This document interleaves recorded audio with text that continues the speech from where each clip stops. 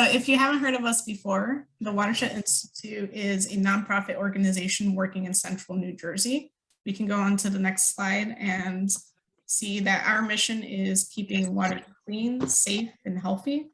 We work to protect and restore our water and natural environment through conservation, advocacy, science, and education. So our strategies for our mission, which again is keeping water clean, safe, and healthy, is doing work through scientific investigation and monitoring of our waterways. We also do advocacy for protection and restoration of water and watersheds. We do a lot of environmental education for adults, children, families, and professionals. And we also model best stewardship practices at our Watershed Center and 950-acre watershed reserve, including our Platinum LEED Environmental Center and green infrastructure features like our green roof and our rain gardens to manage stormwater runoff. So this webinar is part of our free Watershed Wednesday series every third Wednesday of the month from 6 to 7:15 p.m. We will be offering similar webinars with experts, our staff, and community members. The series explores topics ranging from restoration practices to water contamination, and composting, and just so much more. We are really focusing this year on celebrating the passage of the Clean Water Act, which is celebrating its 50th anniversary. And before I pass it on to our speakers, I just want to introduce them really quick. Justin Allen is the Urban Agriculture Coordinator at Isles. His experience includes working for the Greater Newark Conservancy and also with young children through Health Barn USA's Healthy Lifestyle Education Program. He received his bachelor's from science in nutritional science with a concentration in dietetics, which is a word I can't really pronounce, but along with a certificate in food systems, education, and administration from Rutgers University. And Justin has a strong passion for growing food organically. We're really excited to have him with us tonight. And we also are excited to have Nicole, who in the true sense of a farmer, Nicole is a jack of all trades, but master of none, she describes herself. She has gone through life absorbing and collecting new skills. She teaches high school students about science and agriculture one day and will stage manage for an outdoor theater the next day. So Nicole is always doing different things, but she is also an urban agriculture coordinator at Isles. And when she's not pulling weeds and growing seeds, she's cooking and baking and working on fixing up her house. So thank you, Justin and Nicole, for making the time tonight to be here and prepare this presentation. We ask before we get started that all the participants use the Q&A box to put in any questions throughout the webinar. And we'll also have a Q&A session towards the end of the webinar. So without further ado, I'll pass it on to Isles and I think Justin. All right, can you guys hear me all right? Yes, now it's better. All right, so now on my phone, we switched over. So I'm just gonna pull up this PowerPoint here. So Isles, yeah, we've been around for about 40 years in Trenton. What's nice about Isles is the first thing was actually urban agriculture back in 1981 when I wasn't born yet, almost. And so we started that, and that has continued throughout history, which is nice to be involved in something that has held through for over 40 years. And then Isles went on, just pulling the PowerPoint up on my computer so I can see this better. We went on to do lead testing, brownfields work in '95, which we actually still continue to do to an extent through some grants. And then in 2000, we did environmental hazard assessments in homes to make sure that we found that lead being a major contaminant in homes, we were looking for that and checking for other environmental issues, whether it be leaky roofs or mold, and trying to work with homeowners and residents and renters to get that all in order and in shape so they can have a healthy home and a living space for their family. And then in 2009, we started the Center for Energy and Environmental Training.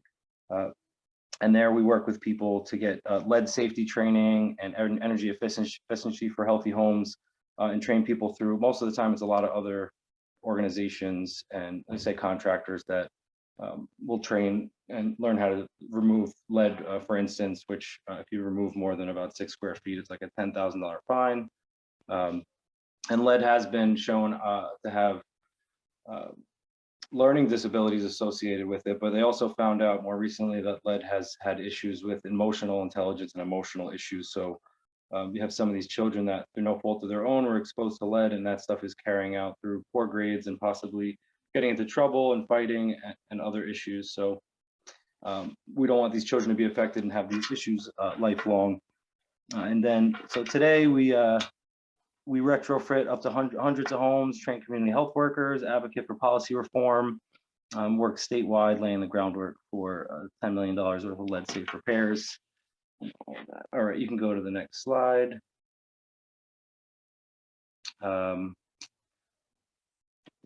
This one is very small on my phone, so I'm sure you all can see it a little closer. This was our, all right, here we go. This was our end of the year report from this past year.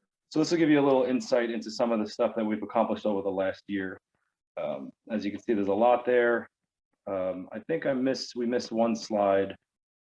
Actually, we skipped that one probably. Can you go back a couple, Nicole? To the our like main slide, yeah, that one. So our health, our mission statement is fostering self-reliant families and healthy, sustainable communities. It's very concise, which I like. It's not, you know, some of these mission statements can be very long, but this gives you an overview of our departments. So train and educate, we have an alternative high school. We work with students that have dropped out of the traditional setting to get them their high school equivalency. In the process, they're getting construction certification through youth build programs. They might be getting CPR training, OSHA certification, forklift training. We have case managers, social workers to have them work with them to deal with issues they might be having or overcome challenges.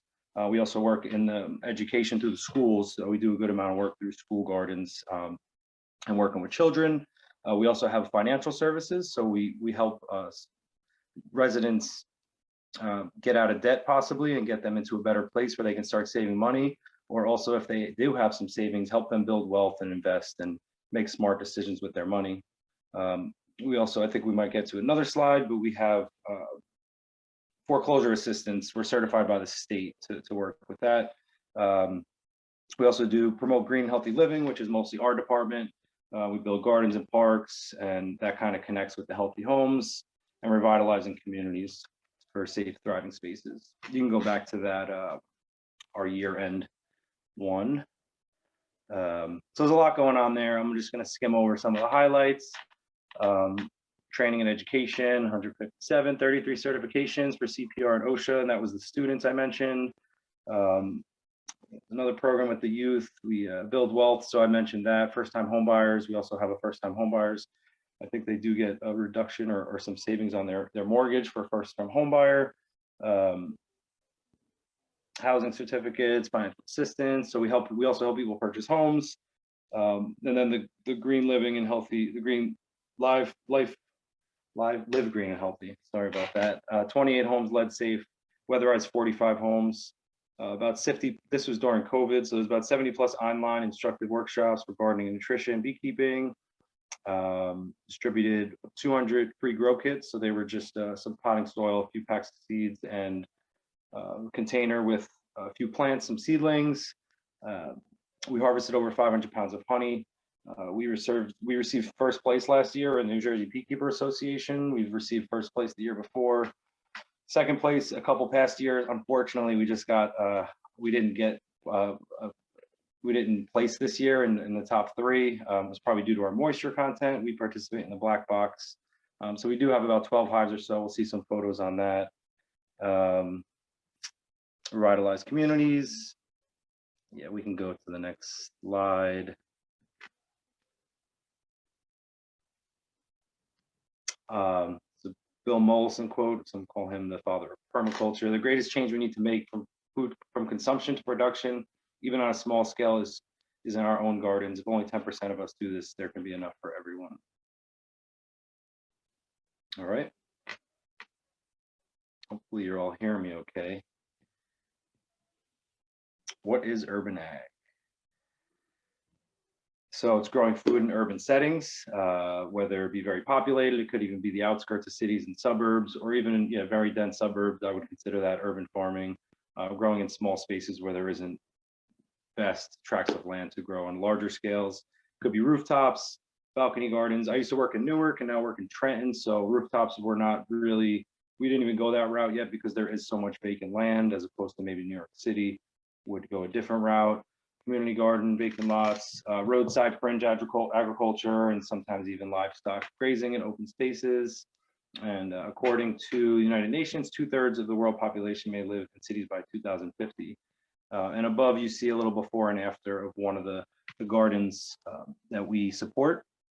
So I'll mention our, I'm not sure if there's a slide in here, but we have Isles Garden Support Network. So we support about 70 gardens throughout the city, and we, through that program, support being the main word, we're not managing, we're not running these gardens, we're supporting the gardeners to get what they need to get started. So we provide seeds, seedlings, fertilizer. We do workshops associated with that. If we find lead, we'll do lead testing. If we find lead in the soil, we'll work with them to build raised beds and accommodate that and bring fresh soil in, which is one of the biggest pulls in the city. You don't have to do that on areas that aren't contaminated. So Trenton being a legacy city, and a lot of other legacy cities in the state, it's usually there's some contamination. Ideally it's low, but sometimes it's very high, at least lead levels.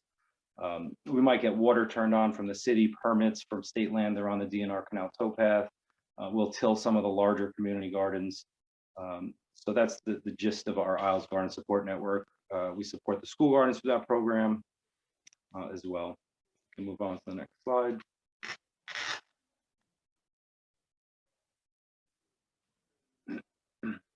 So we have on our website, we actually have a garden tour, virtual garden tour. And this is a photo from that. So Isles works with community members to transform underutilized urban land into gardens, bringing hunger relief, fresh food access, beautification, and secure open spaces. We also promote gardening and food education to help increase demand for fresh foods and improve health.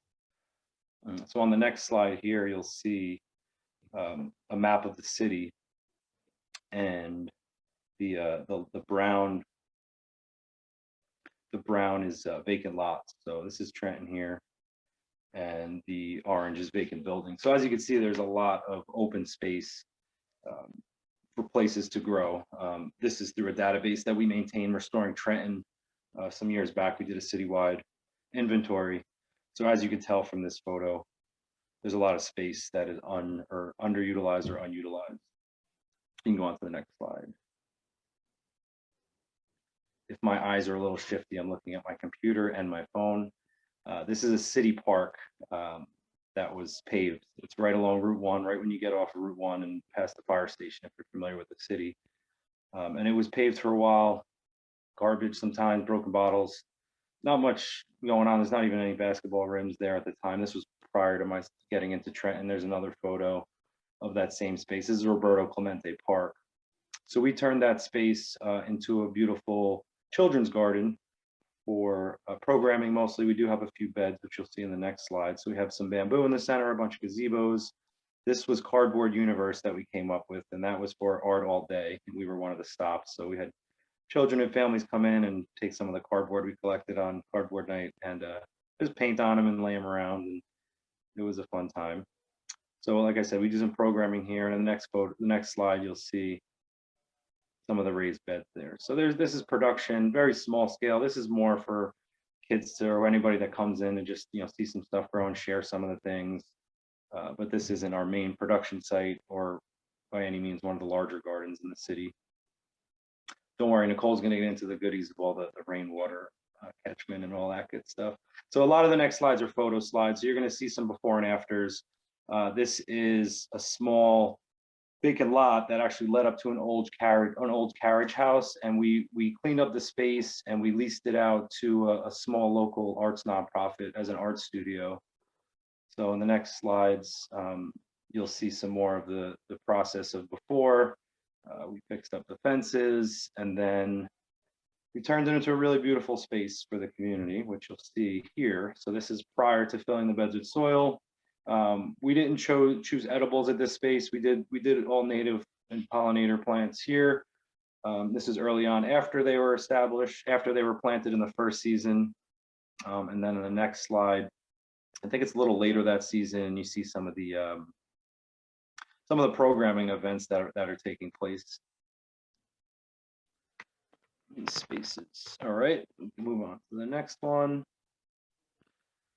This is a few of the parks around the city. This corner one on the top left, there was an older Hispanic couple gardening there, and they got a little too old to take care of it. And we're trying to get more people to garden in that space, but we're having difficulty having people want to take ownership and garden there. So we actually turned that into a pocket park beautification space with native perennials and shrubs, trees, which is it looks really nice. You can't see it, but this is a billboard lot. There's a commercial billboard and just to the right in that photo, and they let us use that space for beautification. It's a very, very visible corner. It's actually right across from the firehouse. The other picture was, and the other two are a couple spaces. Unfortunately, the top left photo, they're building there, so that went away for construction, which is an unfortunate thing that sometimes happens in the urban agriculture in Newark and now in Trenton. We're always trying to work on longer term leases and ways that we could hold this land. We actually do have some spaces around the city that we've preserved through the Green Acres program. So any ways that we can preserve these, ideally the city can be on board for long-term leases. 50, 99, permanent would be ideal. Next photo is another photo, just a before and after of some community members. Oh, sorry, you can go to the next slide. Again, I'm on my computer next to this here. So that's just a little before and after. We supported a gardener just to do a little beautification outside the fence. We'll help them clean it up. We also maintain some vacant lots. I think there's some slides on that, so I won't jump the gun on that, but you can go to the next one. The next one, advance my slides. Oh, this was cool. We got a bunch of black oil sunflower seeds, and we did this in a few spots around the city some years ago, and we just tilled it up and put some sunflowers down and what would usually be overgrown with mugwort or some just weeds and garbage that might fly by. So we do vacant lot revitalization. Sometimes we'll clean these lots and ideally we can activate them through community events or turn them into a community garden. We're really adamant about not just putting gardens anywhere without the support or the interest in the community. You need them. And so I say that, build it and they will come is not the best motto, because we've tried that and I've had experience building gardens and then trying to find people to garden in them. Sometimes it works out, sometimes it doesn't. So what's important on our end is to make sure that we're contacting and communicating effectively with the community members to see where there is a need. We're not out here trying to tell people what they need. We want to know what they want and how we can support them and empower them to accomplish their goals. All right, you can move on to the next one. This one's interesting, the next slide. So this is a map of, again, the city of Trenton. And as you can see here, the large dark blue are supermarkets, Food Bazaar. It is a good food market in the city. It does have a wealth of international foods. I enjoy going there. There's so many options and so much produce that I'm not very familiar with. And then there's a ShopRite in Ewing. The light blue, the bigger ones, are grocery stores. They're a lot smaller, and most of the time, I'm not trying to generalize, but they don't always offer the best in fresh produce. I forget which one, the name of it, but some do. And then the rest of those dots in the background are pretty much convenience stores, corner stores, and bodegas, which if you're not familiar, if you haven't been in them, as soon as you go in, you are bombarded with junk food, potato chips. They have usually 4 to 8 plus refrigerators of mostly soda and other unhealthy drinks. They do have a few staples, but it's limited. The most produce I've seen at the corner stores would be some potatoes, maybe bananas or fontanos, and sweet potatoes. But for the most part, not a lot of fresh stuff. There was a bodega that did offer some fresh produce, which was really nice. They work with a nonprofit out of Philly that I can't think of the name right now to do some healthy options. It's hard for these corner stores because they are presented with Coca-Cola and Pepsi or whoever saying that we'll give you free refrigerators. You just got to keep our products up front as soon as you come in. So it's a challenge. So you can go on to the next slide. So the overlay with the next slide is kind of nice because these are all the gardens that are producing fresh fruit in the city, and they're pretty spread out, as you can tell here. And some of those highlighted are just neighborhoods we worked a little more closely in through grant funding.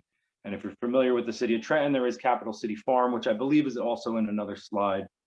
And that's a very large 2.5 acre site, which is great and has a lot going on, a lot of potential there, and a lot of food production going on there. You can move on to the next one.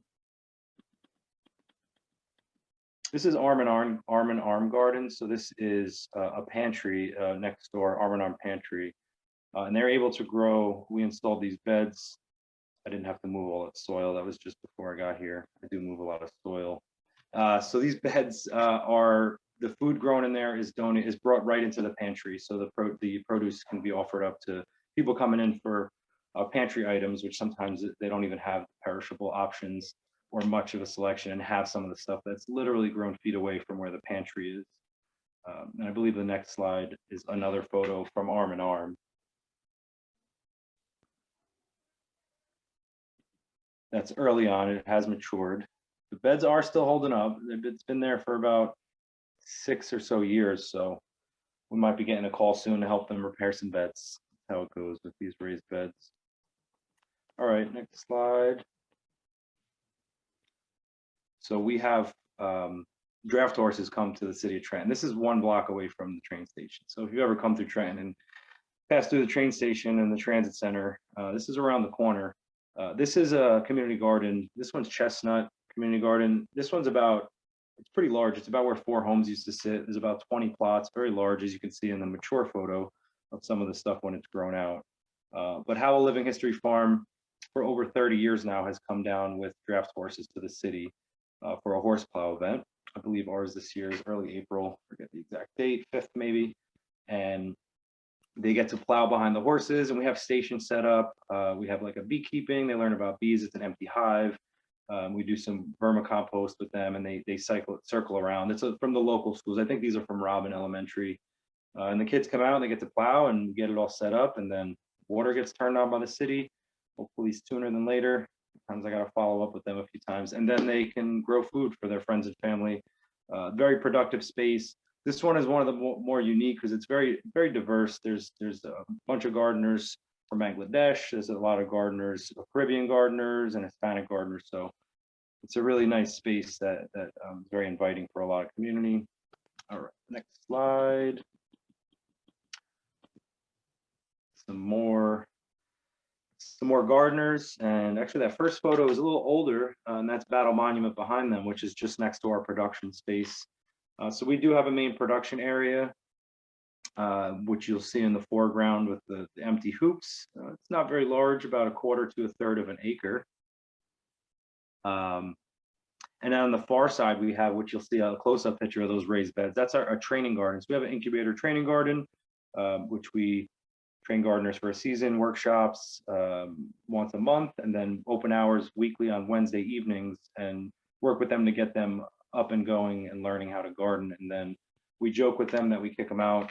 They can return, but we don't want them gardening there anymore because we want new gardeners every year. We want to move them on to gardening for themselves at home or move them into a community garden. Our goal is to expand the capacity and the amount of gardeners in the city. And our newest addition, which might come up in a later photo, but there's outside of the fence, we've planted about 65 fruit trees as a community orchard for community members through a nonprofit fruit tree planting foundation. And we have apples, Asian pears, persimmons, plums, peaches, and sweet cherries. We have a couple hives in this also, and some rainwater catchment, which Nicole will get into. You can go on to the next slide. There's the hoop house. Nicole spearheaded putting brick walkways in the hoop house there. There you go. So that looks a lot neater with the hoops in there, with the bricks in there, but we do get winter production. We did plant some stuff in the center this year, and then in the spring with the hoop house, you're getting about a month on the end of each season extension. So we're getting greens in late February before things outside are really growing. And in the summer, we pull the plastic off and we use it as a trellis. Cherry tomatoes, I did this last year through a recommendation of a horticulturist friend. They actually did pretty well as climbers, as you can imagine. Beans do really well. I didn't have as much success with cucurbits. Winter squash do not want to climb. They want to grow down and out. And then that's one of our spring distributions there. So we do offer cool weather seedlings. We do a distribution, seeds and seedlings, and then we do a warm weather distribution in early May for gardeners to come pick up plants. All right. Next slide is we do participate in a farmer's market, Greenwood Avenue Farmers Market. It's been going on for about 5 years. The Y is the anchor for that. And there's a main Norris Hill Farm is out of Hillsborough is the anchor farmer there. So we're not there to compete with farmers. Our goal would be to promote the work that we do and let people know the other services that we have available. We also offer some produce that we grow. So we also, in addition to the produce, we're focusing on cut flowers and honey to have a little bit of a niche there. And but we don't have as much of, we try to grow stuff maybe that's not offered by the anchor farmer, some callaloo, which is a Caribbean green, or some hot peppers, or different varieties, more varieties of tomatoes that might be offered by the anchor farmer there. So again, we're just trying to complement them. Another earlier photo down the bottom left, that's myself looking at the bees a couple years ago. And Yolanda, one of my favorite incubator gardeners from a couple years ago, she had a plot with her 6-year-old son, and she was in awe, and just a lot of joy came out of that space. Here's her with some of her okra, peppers, and melons. And she'll visit, she'll stop by whenever she swings by to say hi and ask questions about some flowers, share some resources with her. So that's just a picture of one of the gardeners. You can move on to the next one. I believe this is my last slide, and I'm going to pass it over to Nicole. We have a bread truck here. So this is an old, this is a boat trailer that someone designed, a really cool honeycomb shaped bread house. So in there is a barrel and like a stove where we can throw some wood in there and cook. And there's just a big picnic table in the middle. This ramp comes out the back. And we'll typically give people a little bit of some pizza dough or some dough we made, and then there's ingredients inside, and you get to literally break bread and add your ingredients, and we'll cook it there. And then there's we have a very large pollinator and medicinal herb garden in that our production garden, which is a photo of that. There's a really cool green bee on the echinacea there. I think that's beautiful contrast. And there's some of our hives. At one point we had close to 15. Don't tell the state. I think 10 was the max. We had 12 or 13 at one point, but we're below that. And I didn't see a slide here, but we also have a mobile recreation truck. It's an old bread truck that's like neon green with a T-Rex dinosaur hula hooping and roller skates. And that's full of just toys and games, sporting equipment. And we bring that anywhere. In the winter, we've been in Trenton Housing Authority's community centers. In the summer, we're popping up at parks, and we just open the doors and just take all, Giant Connect 4 and Jenga and sports stuff. So it's pretty cool. So thanks everyone for listening to me. I can talk all day if given the opportunity, but we're timed here. So Nicole's going to go into some more of the water conservation practices. If you guys have questions, I'll just, repeat, just put them in the chat, and we'll do our best to answer those at the end. Thanks again. Thanks, Nicole. You're welcome. Hi, everybody. I'm going to take over from here and talk a little bit more about water conservation and different things that we can do within the urban setting that can even translate to the suburban setting for helping with storm runoff and other water issues like that. So just a little overview here. If we were to look at urban ag and just introducing it into any area, they've looked at some of the benefits, and you could have anything from reducing crime to a connection for people, improving your environment, and revitalizing neighborhoods. So just kind of breaking this down into different quadrants, things that might impact you monetarily, physical activity, your health, whether it's physical or mental. And it also helps a lot with food, because not just the quality, but culturally appropriate items that other populations might not be aware of, but those populations are looking for and they can't find them in their supermarkets. So we're just going to take a back step here and look at some of the costs of urbanization. So once you start putting buildings and other paved areas in over a lot of the land, you're losing areas that will absorb that water, that will take in the water. And these are just two pictures. One is behind Mill 1, which is one of our office locations, and that's the Assunpink, and it overflowed just during one of our heavy rainstorms. And the bottom one is the DNR Canal, which also overflowed during one of our heavy storms as a result, most likely, of climate change. But the water doesn't have anywhere to go in those areas, so it overflows. All of it's coming down, raining heavy, and instead of absorbing into something, it's running off on those paved areas. So besides that stormwater runoff, we're also looking at a lot of contamination from either lawns or what's on the roadways from cars, etc. And that's now being picked up from that storm runoff. And if you just look at kind of the history, and I went really macro on this, if you go pre-industrial, people were less mobile, obviously. There weren't cars, it was just the beginning of trains, so not as many people were moving around. So what was available was local.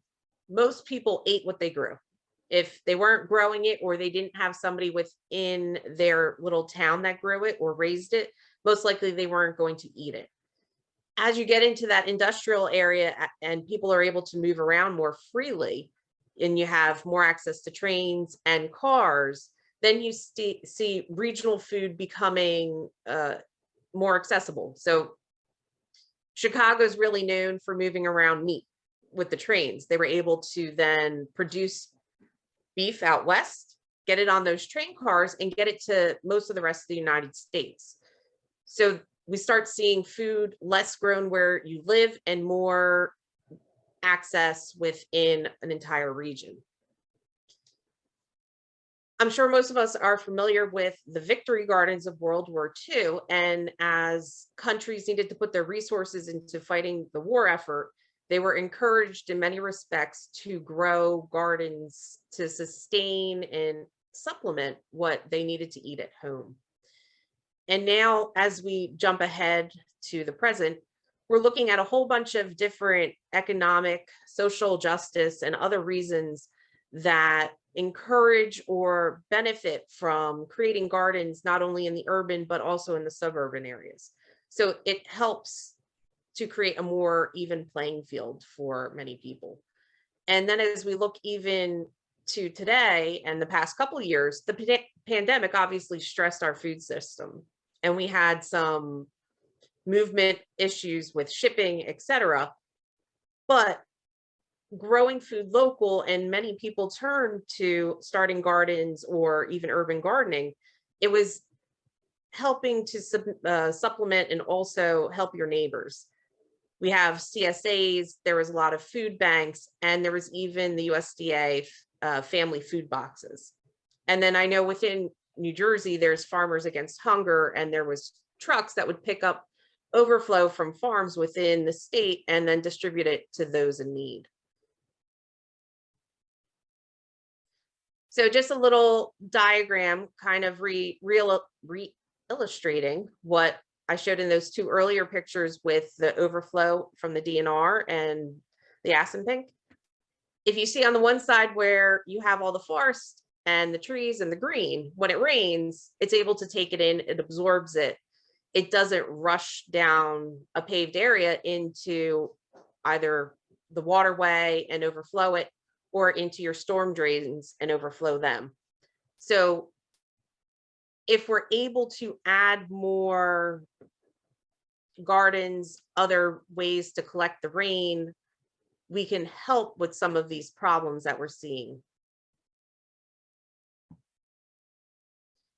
So just a couple of solutions that we're going to take a look at. And again, these are urban focused, but also very easily applied to your suburban setting if that's where you live, or even if you want to scale them up, can be applied to a rural area as well. So one of the first things is either rainwater capture or collection, and we'll look at some of those examples. There's also permeable paving, which is really making breakthroughs in grounds and trying different things. And there's all different sorts of options within permeable paving.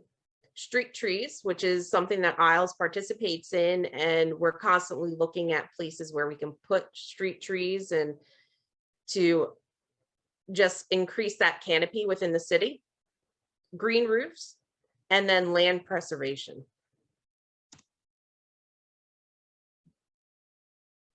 So kind of going with a theme here from Bill Mollison, and one of his other statements is, if you only do one thing, you should collect rainwater. One of the first things that we're going to look at is a rain garden or rain gardens. And usually those are areas where there's a depressed area, and you're going to use that to help filter and collect some of the heavy rain. As you can see in the top picture, the garden's planted close to downspouts by the house. So as it rains, it hits the roof, it collects into your gutter, it goes down the downspout. Instead of pooling and making all these wet areas of your yard, these plants will help to take in the water and also filter it down. They can hold and drain runoff from paved areas, roofs, and even lawns. Lawns aren't the best at draining water. I mean, it's better than a road or a driveway, but they don't absorb as much water as some of these plants will, which hold about 30% more water than your traditional lawn. And then I just threw in a great resource that I found along the way, and it really has a good, concise instruction guide for installing a rain garden if you have an area of your yard that would benefit from one, and some different plans that you can utilize. It has some diagrams and some other plants that would work as well.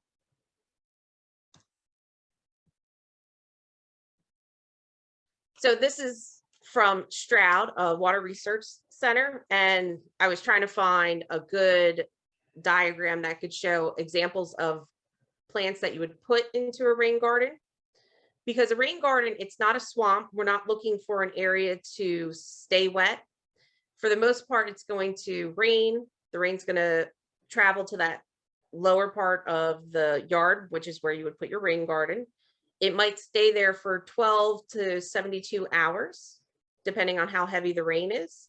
And then the whole point is that it's going to percolate back down into the groundwater system. And as it's percolating, it's going to filter out some pollutants and other particles. So by the time it hits that groundwater, which is what many municipalities tap for your drinking water, it's cleaner than when it started as the rain. So there's all sorts of plants in here, and these are native plants. They work best. I mean, there are some that are non-native that you can incorporate, but for the most part, finding what works well in our area will help the most and benefit the most in these areas.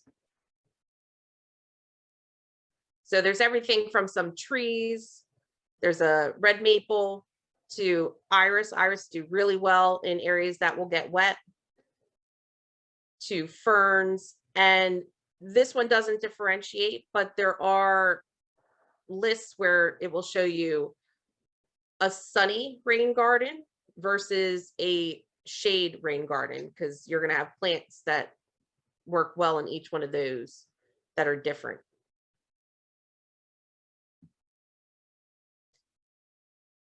So one of the easy ways, and I'm sure some of you in the audience have a rain barrel at home, but if you install one of these rain barrels coming off of your gutter and you can collect the water, you can utilize that water in either an outdoor garden or watering your yard, or you want to rinse off your hands or some tools.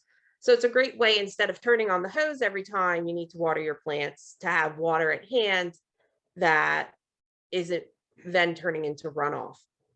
And a cistern is just a larger version of a rain barrel. As you can see in the top picture, they can hold 10 times, if not more, than your average rain barrel, which is about 55 gallons. Those cisterns can not only collect rainwater, but they can also collect what you would call, I believe it's brown water from your house. So if you're running a dishwasher or you're taking a shower, in those areas, especially the deserts in California and Arizona, where water conservation is a major issue, that water can be filtered into the cistern, where it can then be either used in your garden, or in some cases, your cistern, if it's paired with a water filter, that water can then actually go back into your house where you could use it to wash your clothes or flush your toilet. So there's a whole assortment and a whole different variety of these options that we can utilize to capture rainwater and try and conserve water, as well as keeping it from running off into the waterways. So now we're going to get into permeable paving. And one of the basic ones, I'm sure you've seen them all over, is either driveways or walkways where it's loose stones and gravel. So you just put down stone and it helps to take up the water. It's a great way, low maintenance for the most part, easy way to help with storm runoff. So the next one would be a plastic grid system. And as you can see in the picture, there's a little hexagon shape, and that's just a plastic grid. You would put that down, and then that could be filled with all sorts of things, rocks, sand, even plants if you want. So the bottom actually shows you one of those grid systems that they installed in a parking lot, and then it's filled in with different types of a hardier grass. So you can drive on it, and it helps keep it from compacting and basically killing off any plant life. So this picture shows you what would be that pervious concrete or asphalt. So this is not really a new technology. Back in the 1800s in Europe, they used this a lot. They basically took a concrete product and gave it holes, gave it pores. So when you pour water on it, it will go through it, instead of like we see with asphalt or concrete today, where it beads up on the top and it won't percolate through. So it kind of went out of style, but then after World War II, it came back. This was mostly in Europe. It was where they were using it. And it came back because they were running low on cement to mix in with the other materials to make the concrete. So when you take the cement out of your concrete mix, you'll get an aggregate that will drain, like in the picture. In the United States, we've used it for about the past 50 years, and it's becoming more common probably within the past decade. You can see it used in driveways, in roadways, in a whole bunch of different sorts of applications, even including building wells, or they've used it in walls, building walls where they can load bear as well. So there's different applications for this, where instead of having a driveway and it rains and all of it just rushes down, I've actually seen personally where somebody's put in a driveway with this product, and you could dump a dump truck full of water on it, and instead of rushing down, it's able to filter right through. It's pretty cool. So the top just shows you some different paver ideas, and there's different companies coming out with permeable pavers. So it's not just that it drains between the paver, but like that asphalt or concrete, the pavers themselves will allow drainage. And the top one has different, not grout, but different breaks in between it. So there's grass, there's rocks. So there's different variations that you can add in that would also help. And then the last picture shows cut pieces of wood that are held in place by a permeable aggregate. So they're just cross sections of wood to make this very beautiful, very modern looking walkway, but it drains very well. So some of the last three that we're going to look at are street trees, green roofs, and land preservation. like Justin was saying before, we don't do too many green roofs in Trenton or within the state because there is still enough vacant lots, vacant properties to work with where we don't have to do that. But a green roof is another great way to absorb that stormwater. It can also purify the air besides absorbing stormwater, and those green roofs can help decrease the temperature of the building. But if there's enough in the area, it can also decrease the ambient temperature of a whole city. Street trees not just absorb water with their roots, but before the rain even hits the ground, those trees are going to take up about 30% of the rainwater just from their leaves and other means of production like that. So they can aid in drainage between taking up 30% of the rainwater, as well as their roots are going to absorb a lot of water before it even hits your groundwater. They also help improve the air quality. I'm sure we're all familiar that trees give us oxygen. They're going to take in pollutants and they're going to give us something that we can breathe. And much like green roofs, they can help lower urban air temperatures. And then as we're putting these gardens and these other green spaces in place within the city, hopefully, like Justin was saying, we can get these longer leases so that we can maintain green and open space within these urban areas, so that this is something that you can look forward to, kind of like a Central Park in New York, where it's there for the long haul and not a temporary solution. So this is Mill 1, or the Social Profit Center. And on the Social Profit Center, which is one of our office buildings, they decided to put a green roof in there. So there's an example of one that's done locally. It's like on the verge of Hamilton and the Trenton area. They planted mostly sedums, so it's all low growing, low maintenance plants, but it helps to absorb some of the rainwater up there, as well as it looks very beautiful when it's in bloom and when it's when you're up there and able to see it.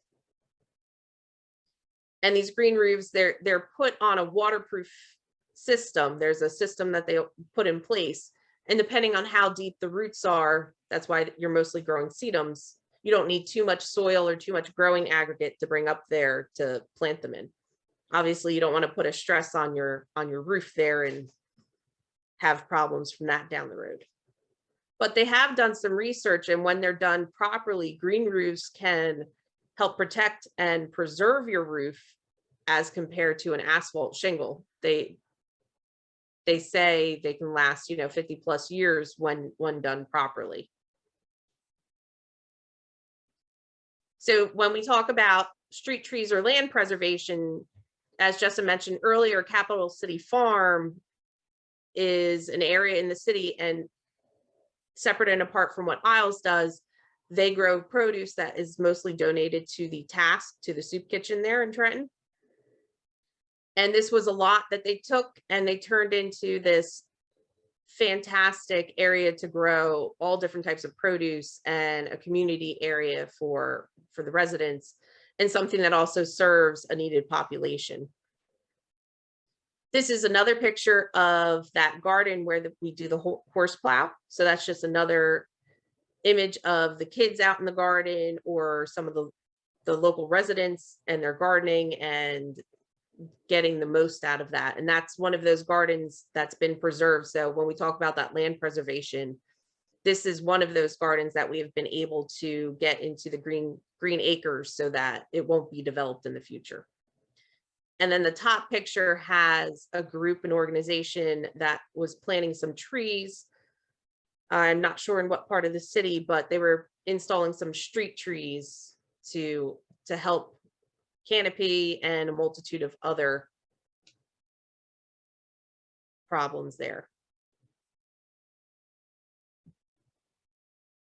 So the next few slides are of different rain gardens that Isles has worked on or helped to work on. And this one is before my time, but in an area, and you can see that the volunteers are planting in that depressed area here. So they'll put the plants in, and then there's some stones that they'll come in and they might fill in the space with later on down the road once everything's planted and established. And this depressed area will take in a lot of that rainwater, and as it holds it over that period of time, it allows it to drain instead of causing flooding in other areas. This one's right outside our other office building on Tucker Street. And if you notice in the background, there's a large gray cistern, and that cistern actually collects the water off of the roof at Tucker.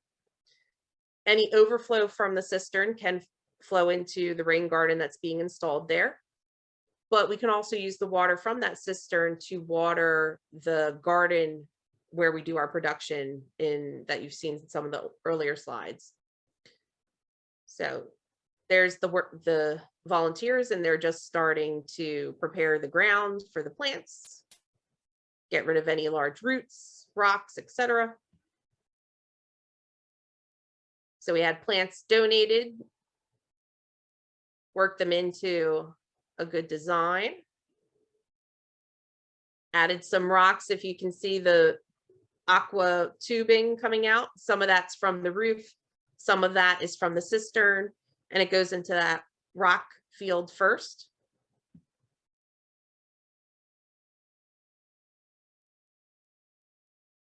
And then just some more of the plants and the variety. It's a pretty shady area there, so most of those plants that were chosen were for shade. This is another rain garden off of a structure, not that we built, but there is gutter system on this building, and then the gutters lead into the planting, the rain garden that's just in front of it, as you can see. And then actually behind it, you can see that there's raised beds that are built as well. This is a school garden, and as well as the school garden that was put in and installed, you can see the beds being installed here. Just off to the side, around the bend of the wall, they have a cistern. So the cistern collects the water again off of the roof of the school. And they thought it would be really fun to put in one of those hand pumps for the kids to pump it to get the water so that they can water their plants right there. And it's one of the activities the kids love to do when they're taking care of their seedlings that they've planted for the spring. This is two separate, they're both at our Tucker Street location, the garden there, but it's two separate rain barrel workshops that we offer up to the residents and to members of our garden network. So we have these blue plastic barrels that have been donated, and we show the residents how to turn it into a rain barrel that they can install at their home, and then utilize hopefully some of that rain to water their plants or use for other purposes. Oh, and I'm going to actually back up for 1 second. You can see in the back of this top picture, the white square cistern that we also have attached to a shade structure in our garden. And the rainwater off of the shade structure drains into that cistern, and we can use that to water in the incubator garden or in any other part of the Tucker Street garden that we have there. This is Justin and one of our former co-workers, Christina, at a school garden with a rain barrel. And then we're just going to talk about some of the benefits to wrap this up. So we saw different ways that we can look at urban ag or try and solve some of our problems from urbanization and industrialization. And one of the easy things to look at is that our food quality is going to improve. If we're growing it and it's local and it's not traveling, it's going to be fresher. The quality goes up. Once we increase that vegetative cover, we talked about how it's going to help with runoff and stormwater management. It also helps to reduce food waste. So one of the big things, and this is a number that's been thrown around from research, is about 40% of America's food production is wasted. So 40% of what is grown never gets eaten. And most of that comes before it even gets to the store. A lot of that food is wasted either in transit or before it's even picked to go to transit. But if you're growing it local, most of that food is going to go into your food system and hopefully be consumed. If we're increasing our green space, now we have areas for recreation and for exercise. So these are all benefits and positives of urban ag.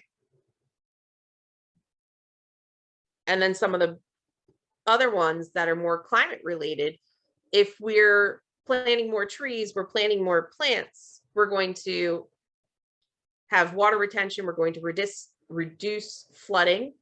And then those plants also help with carbon sequestration. It's quite the tongue twister there. So the plants, I'm sure if we all go back to high school biology, the plants take in carbon dioxide and give us back oxygen. But as they're taking in that carbon dioxide, they are sequestering that. They're keeping it in their roots, in their trunk, in their leaves. It's all being held within. So they can help in some sense to remove and to decrease that carbon that's in the atmosphere that's helping, or not helping, but aiding in the turmoil of our current climate situation. And then being as they take in carbon dioxide and give us oxygen, they're improving our air quality. And because the food is traveling less miles, it's reducing emission.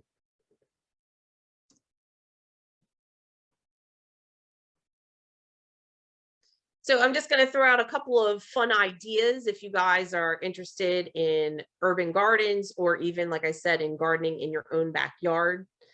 So a lot of things, because we're in an urban setting, you don't want to waste space. So vertical ideas, trellises, shelving, raised beds, or even the square foot method. It's a great things to incorporate. And we're going to take a look at some of these pictures as we continue here. And think outside the box. So just because you want to do something raised bed or something along those lines, you don't have to do everything in a wooden box that's built. You can use planters, pots. You can have put them in bags. There's grow bags that are available, or a burlap bag. I've seen really cool gardens out of milk crates, gutters on fences, or pallet gardens. And then scaling it down. So instead of 40 acres of production, you might have a balcony, or even something as simple as herbs on a window, maybe a shared courtyard or community gardens. So this top picture is actually recycled water bottles, and they use them to plant some fun little plants that they anchored to the wall. I've also seen it where you can hang them and put herbs in them as well. So there's a great way to reduce and reuse. These are shoe bags. So if you've got one of them in your closet and maybe you don't need them for your shoes anymore, take it outside, hang it up somewhere, fill it with some potting mix, and you can plant what looks like strawberries in them. So the bottom is showing a combination. It's a little hard to see, but in the very one side, there are some milk crates. There's some plants in milk crates, but there's also round circular tubs. Some of them are very large grow bags. So there's all different sorts of materials that you can use when growing in a garden. This one's a cool pallet garden with lots of pots incorporated. There's a little balcony that has some planter boxes in it and some tomatoes growing. Somebody decided they didn't like their lawn, so they ripped out their whole lawn and replaced it with all raised beds.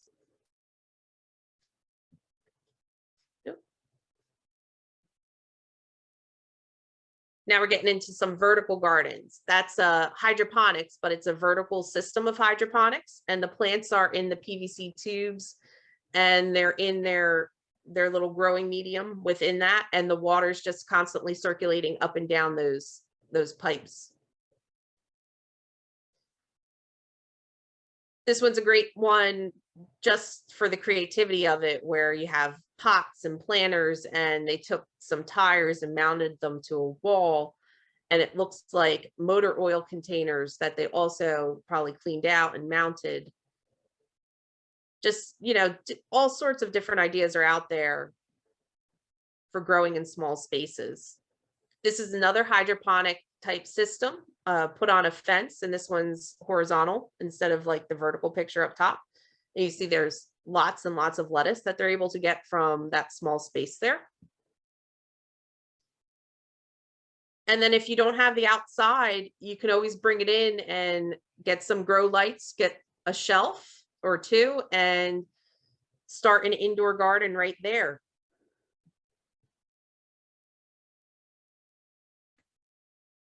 This is one of the lots that we cleaned and greened through Isles. They put in some metal half planters. Those are actually those gutter guards. Put some plantings in them, and then a whole bunch of variety of pots that they put up. And the top two pictures are of one of our other larger community gardens, but within that community garden area, just recently, they planted a very large pollinator garden. And you can see the volunteers putting in hundreds of plugs that they installed that day. And it's about 2 years out, I believe, right, Justin? And the plants they're filling in very, very nicely. And then there's a picture of one of the trees that's being planted around the Tucker Street garden, that orchard that Justin had mentioned earlier. So those 60 different fruit trees that are available there. And all of that's around that Tucker Street incubator garden, teaching garden area. So just as some of our final things that we're taking a look at here, Isles is a nonprofit, and as a nonprofit, we look for our funding from all different sorts of ways and methods. Most of our funding is coming from government grants. So we're getting money from the government to implement programs throughout the city, doing all sorts of things. Like Justin was saying, anything from the lead remediation to our community gardens to the youth build program. Then we're also getting it from foundations or corporations, like the Dodge Foundation is a large funder of the urban ag department and some of the work that we do. And then there's different things from individuals, and you'll even see rental income on here. So within the revitalization part of Isles's mission, they will purchase some of the property there. They will go in, they will fix it up, and sometimes they sell it, and sometimes they will maintain it and use it as rental areas for people who need home, working sometimes in conjunction with another nonprofit, Homefront.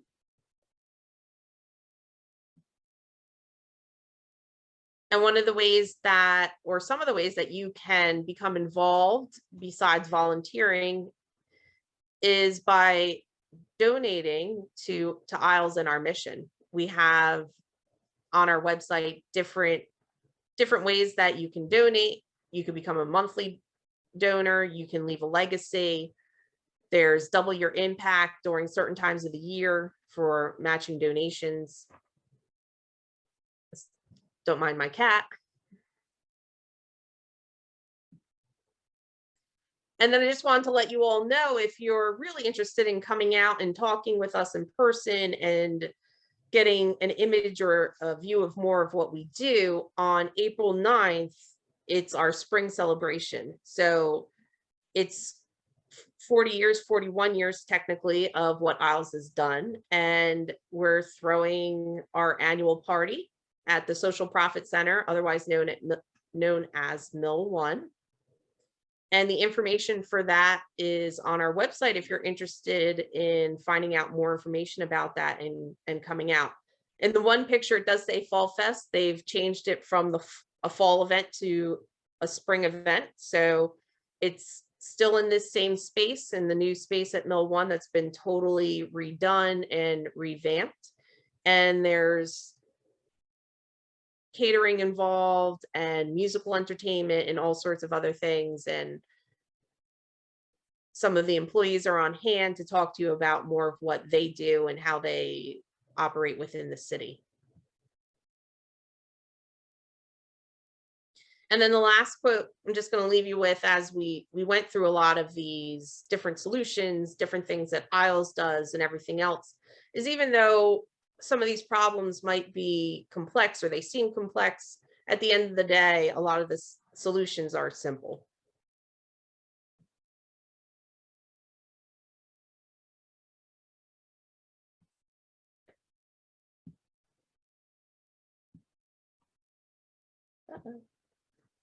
So just a couple things, if you guys are interested, whether you want to share with a neighbor or share with other friends and family, some of the ideas that you learned, or if you have your own garden, you can share with them.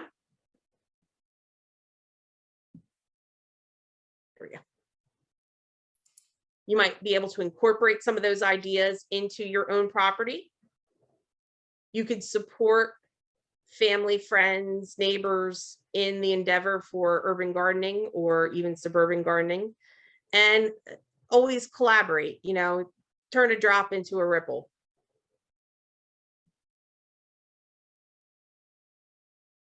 My computer's having a moment. Wait for it to advance.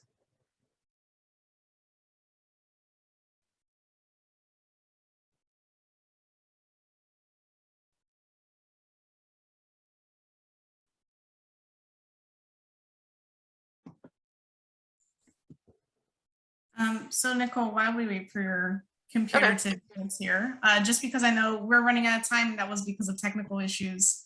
Yeah, that's the end of it. Those are just the last slides. Yeah, so what I'm going to do is just talk about what's going to go on next time. And then if Nicole and Justin don't mind, maybe sticking around for 5 more minutes or so we can get to some of the questions that were in the chat. And if you have any questions, please put them in there now so we can get through all of them. But basically, thank you, Nicole and Justin, for doing this session. The next slide is going to be your contact info, which I'm sure means that our guests can contact you with questions and things like that. So thank you so much for giving this presentation.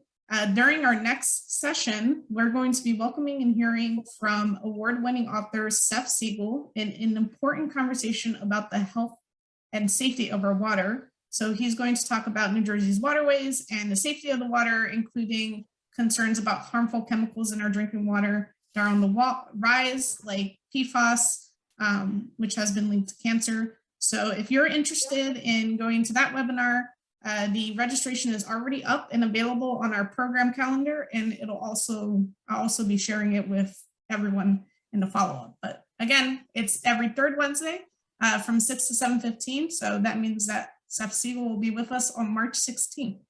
And thank you, Nicole, for putting that up. So I will close out in a little bit, but we did have some questions that were in the chat. So maybe, Nicole, if you don't mind, you don't have to keep sharing your screen so we can see each other here. And thank you for sharing your screens. You're welcome. So let's see. Alicia is asking, how do you get the okay to do the projects? I would love to do this in multiple areas around where I live, but I don't know how to go about getting the okay to do so. So I would say first, depending if it's public, say city or town municipal property, you're going to want to go to them and see what they have, if they're going to allow work on these vacant properties, or if they don't, trying to get them some policy and some ordinance established to do that. If it's private property, go and talk to a private property owner. We have restoreintrenton.org, where some of those maps are from, is a good resource for the city of Trenton to identify who the owner is, if there's liens on the property, if the city owns it, and all tax information and things along those lines. And I think you froze for a second. We lost Justin. It's all right. I'll pick up from there. So the gist of it is you have to figure out first who owns that property. If it is city property, then you would approach the city and work with them to lease it, work out a deal with leasing. And sometimes Trenton, Newark, they have agreements where you can lease it for the year for $1. But you would have to approach your municipality and find out if they're willing to work with you and willing to do that. And a lot are, you know, because you're doing them a favor, even though they might act like they're doing you a favor, you're doing them a favor. You're taking the property off of their hands and you're doing something productive with it. You're making it look nice. You're adding value to the neighborhood. So it's a conversation to have with whichever municipality that you're a resident of. She also said that it went out when he was saying which site it was, or I don't know if he was going to say a site specifically. On the Isles website, there's the the website, Justin, where they have all the property information. It's restoringtrenton.org. I'll put it in the chat, restoringtrenton.org.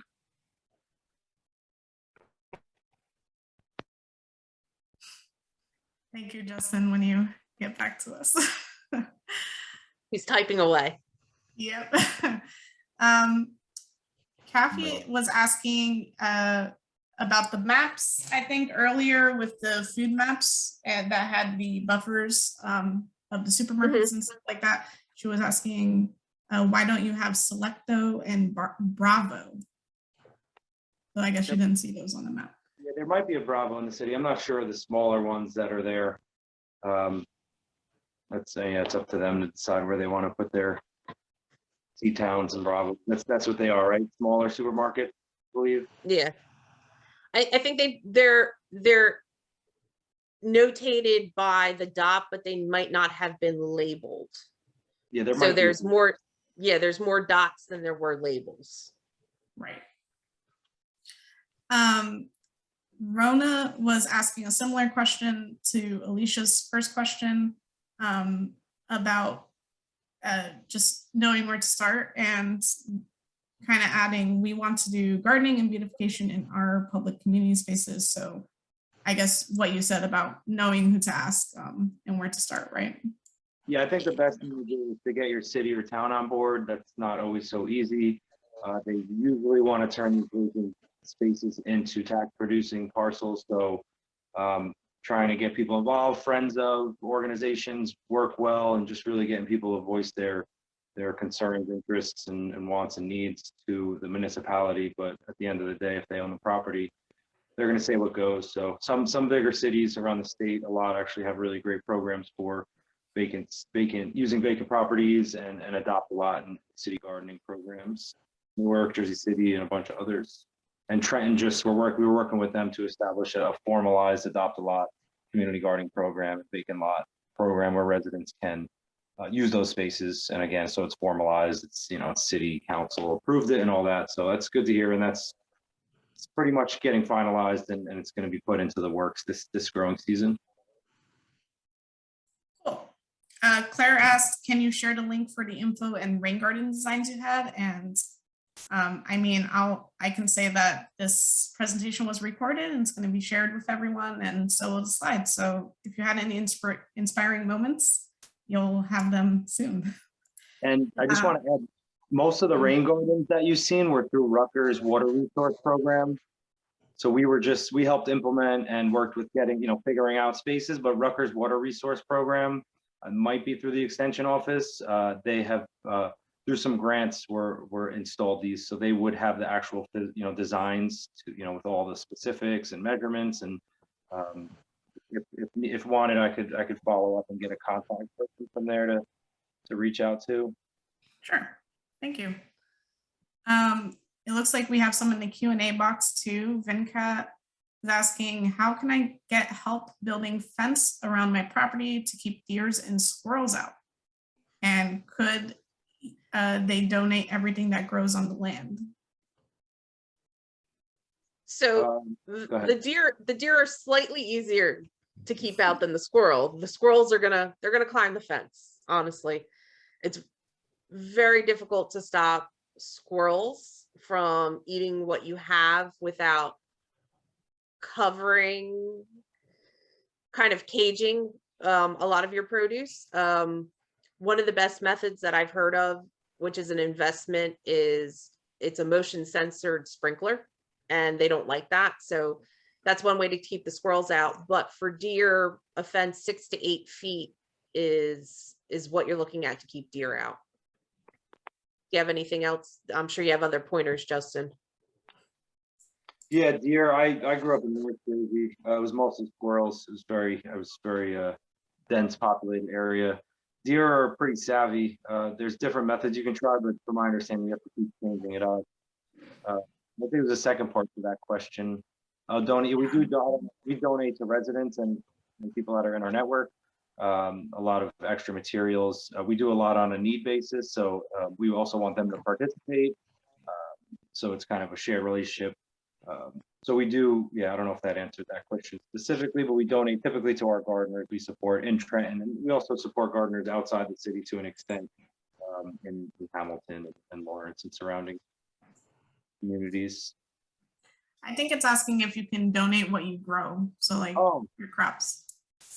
Mm-hmm. If you donate it to us, we would probably redonate it to we donate stuff to Mount Carmel Guild, the pantry in the city. So I don't know if the answer was if they would want to donate to us, or we can send them contacts to other pantries. So Task, Trenton Area Soup Kitchen, Arm in Arm is another pantry, and the one I mentioned, Mount Carmel Guild, where we donate. There's a few others in the city.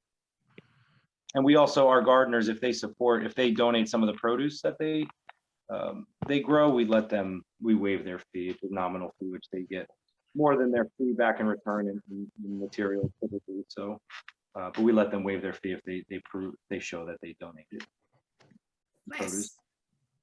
Well, 2 more questions since we're already over time here, but I'm really happy that there's a lot of engaging questions here. Ben Cass said, thank you, keep doing the good work.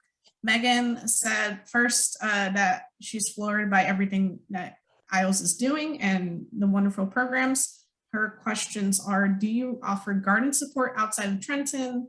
And part 2 of that question is, do you have suggestions for preserving vacant lots through the Green Blue Acres program? And she also adds a side note that she's a professional chef and is looking for any collaborative opportunities. So I think I'll clip that and send it to you both. But yeah. So do you offer support, garden support outside of Trenton? To an extent, we are gonna want to focus on Trenton. So, and there's a lot, our hands are full, we're getting pulled in all directions. So support to outside would be to the surrounding communities. People live farther away.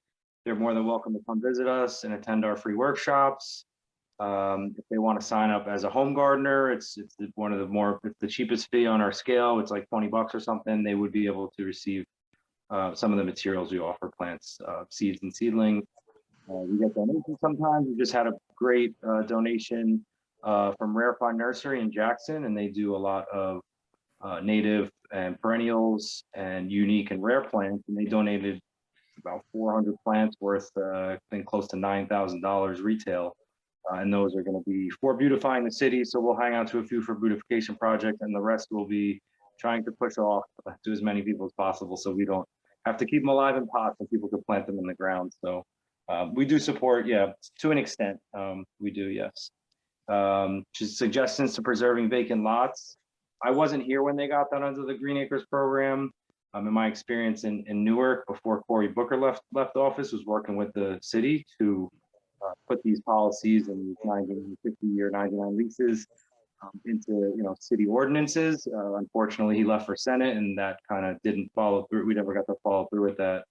So it's really just, I think, getting people to support with you and just making a lot of noise, and telling these public servants to listen to their constituents, and this is what we want, and this is what's important to us in green spaces and open spaces. Although you guys want tax revenue, there's a lot more value to having some of these spaces around for people to enjoy and for all the benefits we mentioned this evening.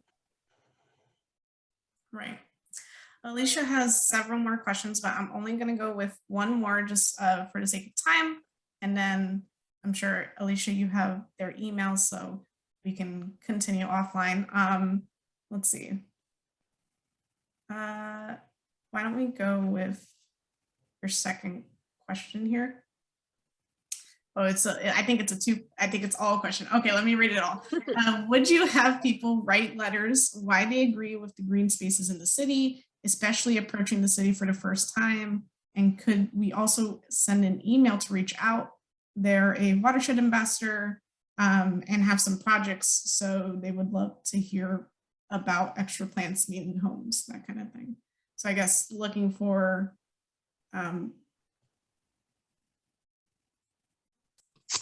support in cities that don't do this already, it seems. Yeah, I mean, I would just back to earlier what I was saying. A lot of the times I'm not doing the back end policy. You know, I'll be connected with the city. This is just me speaking personally, but during the growing season, I'm usually, my hands are dirty and I'm just trying to get people what they need.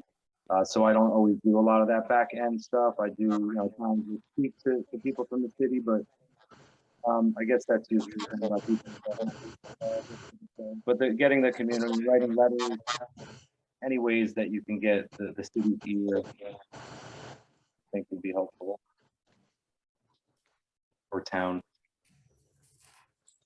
Great. So I am happy to go ahead. And I was just going to tack on, like, as she was saying about reaching out, she's a watershed ambassador, etc.